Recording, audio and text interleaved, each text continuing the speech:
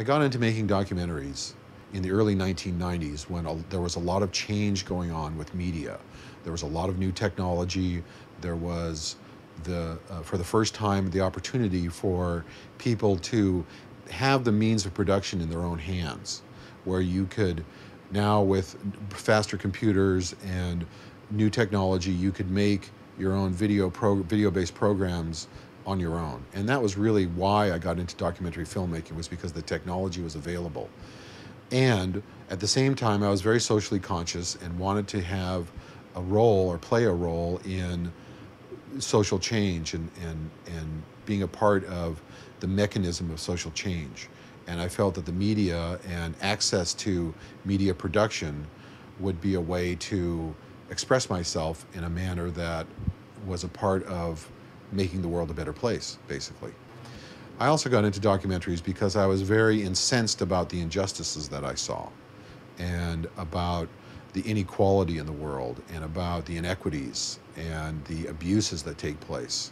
And I really wanted to be a part of changing that, and to be somewhat of a whistleblower and also somewhat of an educator. I have been fortunate in that several of my films have had an impact on critical issues. I have been able to expose things. I have been able to be involved in uncovering cover-ups and in revealing injustices in a way that would not have been done otherwise. I'm beginning to realize that there are subtler and more sophisticated dimensions to what I can do with a documentary, and that there are other ways to affect people and to educate them and to enlighten them and to entertain them besides social issues, besides cover-ups, besides pointing the lens at an injustice and trying to right a wrong.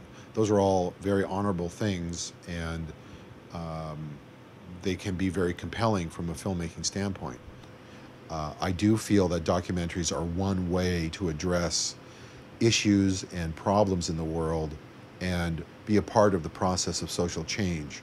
However, I don't feel that's the only role for documentaries.